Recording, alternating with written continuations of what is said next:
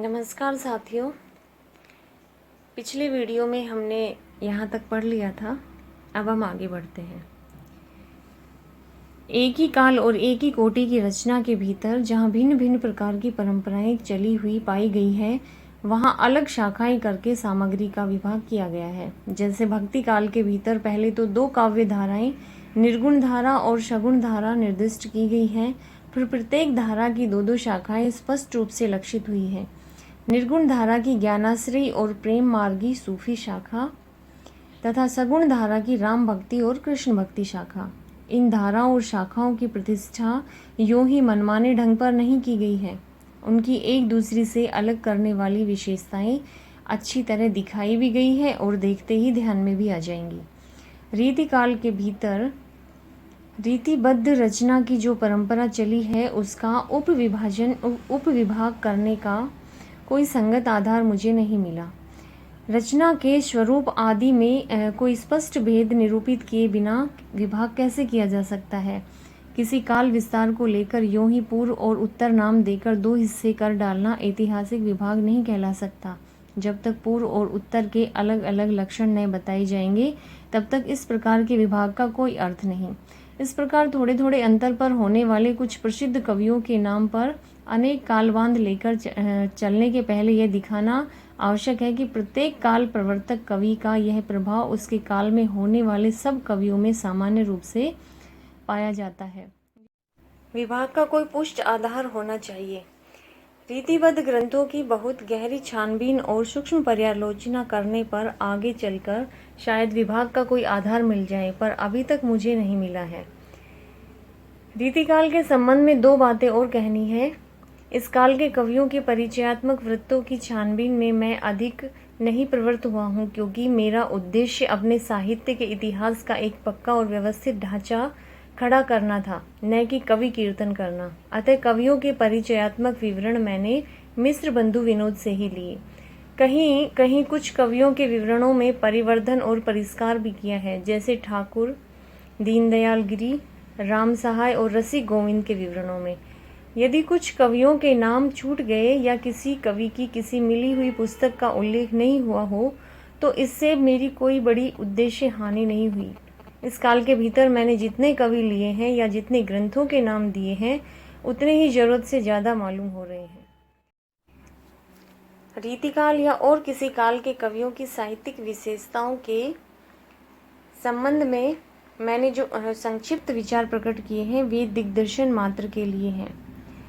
इतिहास की पुस्तक में किसी कवि की पूरी क्या अधूरी आलोचना भी नहीं आ सकती। किसी कवि की आलोचना लिखनी होगी तो स्वतंत्र प्रबंध या पुस्तक के रूप में लिखूंगा। बहुत प्रसिद्ध कवियों के संबंध में ही थोड़ा विस्तार के साथ लिखना पड़ा है, पर वहाँ भी विशेष प्रवृत्तियों का ही निर्धारण किया गया है। यह अवश्य है कि उनमें से कुछ प्रवृत्तियों को मैंने रसोपयोगी और कुछ को बाधक कहा है। आधुनिक काल में गद्य का आविर्भाव सबसे प्रधान साहित्यिक घटना है, इसलिए उसके प्रसार का वर्णन विशेष विस्तार के साथ करना पड़ा है। इस थोड़े से काल के बीच में हमारे साहित्य के भीतर जितनी अनेक रूपता का विकास हुआ है, उतनी अनेक रूपता का विधान कभी नहीं हुआ था। पहले मेरा विचार आधुनिक काल को द्वितीय उत्थान के आरंभ तक लाकर उसके आगे की प्रवृत्तियों का सामान्य और संक्षिप्त उल्लेख करके ही छोड़ देने का था, क्योंकि वर्तमान लेखकों और कवियों के संबंध में कुछ लिखना अपने सिर एक बला मोल लेना ही समझ पड़ता था, पर जीव ने माना। वर्तमान सहयोगियों और उनकी अमूल्य कृतियों का उल्लेख भी थोड़े बहुत विवेचन के साथ डरते डरते किया गया। वर्तमान काल के अनेक प्रतिभा संपन्न और प्रभावशाली लेखकों और कवियों के नाम जल्दी में या भूल से छूट गए होंगे। इसके लिए उनसे तथा उनसे भी अधिक उनकी कृतियों से विशेष रूप से परिचित महानुभावों से क्षमा की प्रार्थना है। जैसा पहले कहा जा चुका है, यह पुस्तक जल्दी में तैयार करनी पड़ी है। इससे इसका जो रूप मैं रखना चाहता था, वह भी इसे पूरा नहीं प्राप्त हो सका। कवियों और लेखकों के नामोल्लेख के संबंध में एक बात का निवेदन और है। इस पुस्तक का उद्देश्य संग्रह नहीं था। इसे आधुनिक काल के अंतर्गत सामान्य लक्षणों और प्रवृत्तियों के वर्णन की ओर ही अधिक ध्यान दिया गया है। अगले संस्करण में मैं इस काल का प्रसार कुछ और अधिक हो सकता है। कहने की आवश्यकता नहीं कि हिंदी साहित्य का यह इतिहास हिंदी शब्द सागर की भूमिका के रूप में हिंदी साहित्य का विकास के नाम से सन 1929 के जनवरी महीने में निकल चुका है। इस अलग पुस्तकाकार संस्करण में बहुत सी बातें बढ़ाई गई हैं, विशेषतः आदि और अंत में। आदिकाल के भीतर अपभ्रंश की रचनाएं भी ले ली गई हैं, क्योंकि वे सदा से भाषा काव्य के अंतर्गत ही मानी जाती रही हैं। कवि परंपरा के बीच प्रचलित जनश्रुति कई ऐसे प्राचीन भाषा काव्यों के नाम गिनाती चली आई है जो अपभ्रंश में है, जैसे कुमारपाल चरित और शारंगधर कृत हम्मीर राशो। हम्मीर राशो का पता नहीं है, पर प्राकृत पिंगल सूत्र उलटते पुलटते मुझे हम्मीर के युद्धों के वर्णन वाले कई बहुत ओजस्वी पद छंदों के उदाहरण में मिले। मुझे पूर्ण निश्चय हो गया है कि ये पद शारंगधर के प्रसिद्ध हम्मीर रासों के ही हैं। आधुनिक काल के अंत में वर्तमान काल की कुछ विशेष प्रवृत्तियों के वर्णन को थोड़ा और पल्लवित इसलिए करना पड़ा जिसमें उन प्रवृत्तियों के मूल का ठीक ठीक पता केवल हिंदी पढ़ने वालों को भी हो जाए और वे धोखे में न रहकर स्वतंत्र विचार में समर्थ हो। मिस्र बंधुओं के प्रकांड कविव्रत संग्रह मिस्र बंधु विनोद का उल्लेख हो चुका है। रीतिकाल के कवियों का परिचय लिखने में मैंने प्राय उक्त ग्रंथ से ही विवरण लिए हैं, अतः आधुनिक शिष्टता के अनुसार उसके उत्साही और परिश्रमी संकलनकर्ताओं को धन्यवाद देना मैं जरूरी समझता हूँ। हिंदी पुस्तकों की खोज की रिपोर्ट में मुझे समय समय पर विशेषतः संदेह के स्थल आने पर उलटनी पड़ी है। राय साहब बाबू श्याम सुंदर दास BA की हिंदी कोविद रत्नमाला, श्रीयुत पंडित राम नरेश त्रिपाठी की कविता कौमुदी तथा श्री वियोगी हरि जी की ब्रज माधुरी सार से भी बहुत सामग्री मिली है। अतः उक्त तीनों महानुभावों के प्रति मैं अपनी कृतज्ञता प्रकट करता हूँ। आधुनिक काल के प्रारंभिक प्रकरण लिखते समय जिस कठिनता का सामना पड़ा, उसमें मेरे बड़े पुराने मित्र पंडित केदारनाथ पाठक ही काम आए, पर न आज तक मैंने उन्हें किसी बात के लिए धन्यवाद दिया है, न आज देने की हिम्मत कर सकता हूँ। धन्यवाद को वे आजकल की एक बदमाशी समझते हैं। इस कार्य में मुझसे जो भूलें हुई हैं उनके सुधार की, जो त्रुटियां रह गई हैं उनकी पूर्ति की, और जो अपराध बन पड़े हैं उनकी क्षमा की पूरी आशा करके ही मैं अपने श्रम से संतोष लाभ कर सकता हूँ। संशोधित और परिवर्धित संस्करण के संबंध में दो बातें।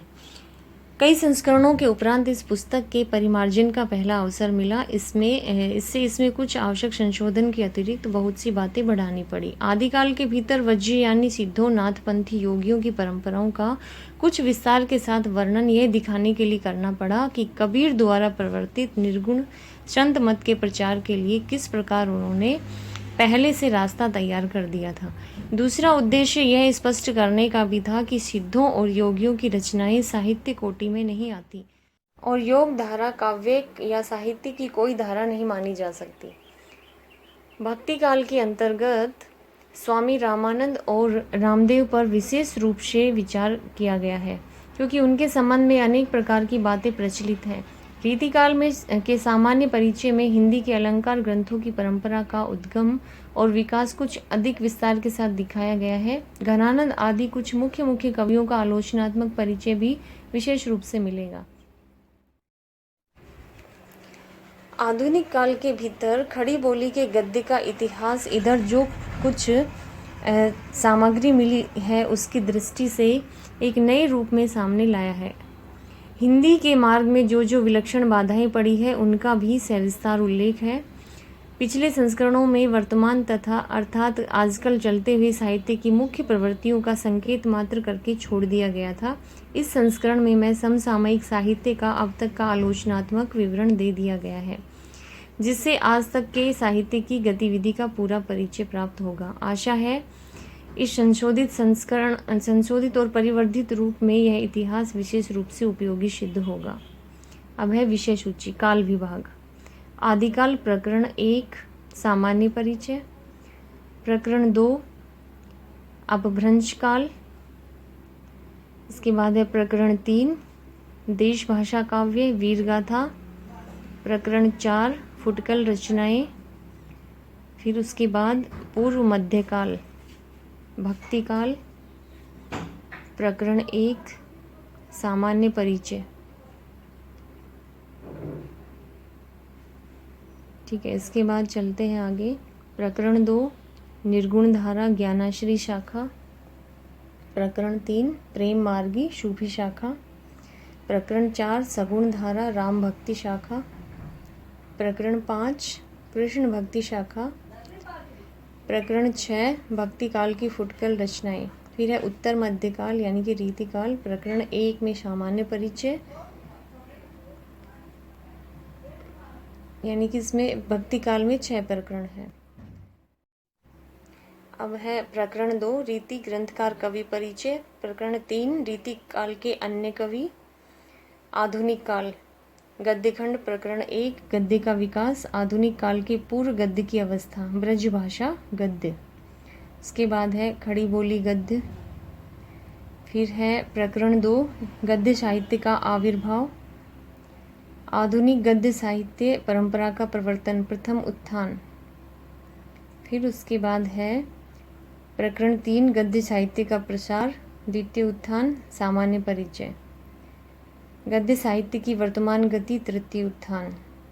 आधुनिक काल काव्यखंड, प्रकरण 1 पुरानी धारा, प्रकरण 2 नई धारा, प्रथम उत्थान, द्वितीय उत्थान और फिर तृतीय उत्थान। वर्तमान काव्य धाराएं, सामान्य परिचय, हिंदी साहित्य का इतिहास। तो ये हम पढ़ते हैं अभी आगे अगले वीडियो में।